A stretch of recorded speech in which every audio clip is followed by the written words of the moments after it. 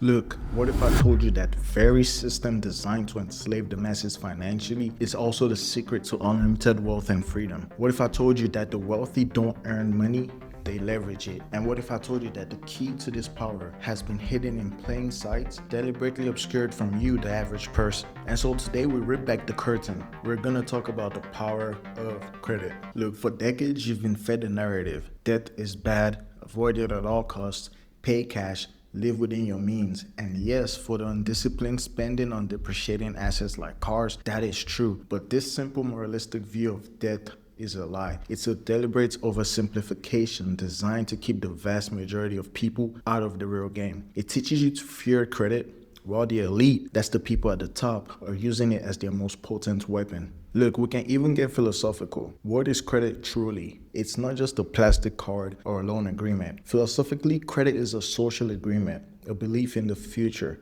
It's an IOU, which stands for I owe you. I mean, think about it. All money at its core is a form of credit. A dollar bill is just an IOU from the government. We can also think about gold itself. Historically, it was accepted only because of a belief in its value. Credit is a major moving factor of human progress, especially in a country like USA. It's how societies build bridges before they even have the taxes to pay for them. And it's how you can start a business today based on the hope of future revenue. It's like literal time travel for your money. It allows you to bring future purchasing power into the present. Let's talk about those who truly understand this power. The wealthy, the entrepreneurs, the titans of industries. They don't just use their own money to build empires. They use OPM, which stands for other people's money. And OPM is simply just another term for credit. We can take Elon Musk, for example. People worship Tesla today like it's some magical company that just came to be. But what they don't understand is that Tesla survived on billions of dollars in loans long before it ever made a profit. Tesla was not some cash-rich startup.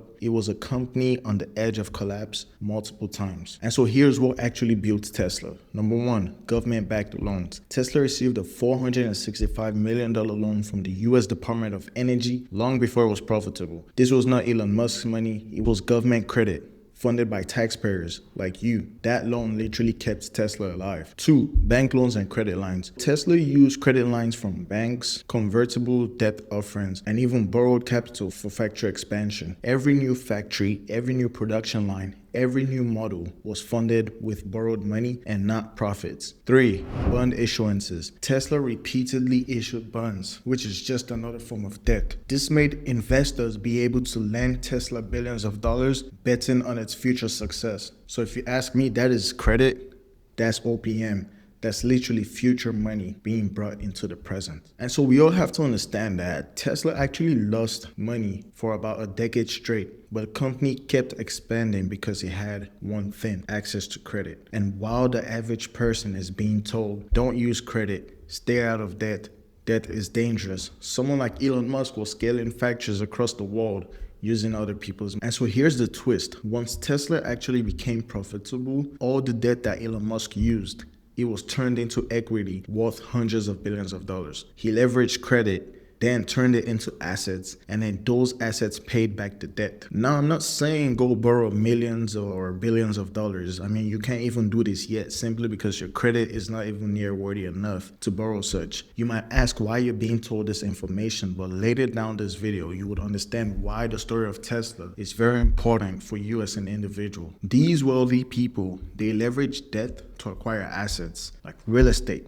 businesses, properties. They borrow to buy, then they let the asset appreciate and then use the new value of that asset to borrow more. They understand the principle of arbitrage. They borrow at 5%, invest in something that yields 15%. That 10% spread becomes pure profit. And it only happens because they used someone else's money. You, on the other hand, you're taught to pay off your mortgage, avoid car loans, and see a credit card balance as a personal failure. You're kept on the hamster wheel of earning, saving, and then spending. This way, you're never truly multiplying. And so now let's think about why this sort of information is actually kept from the public masses. I mean, why is this simple yet profound truth about credit kept from the average person? It's not a conspiracy, it's simpler.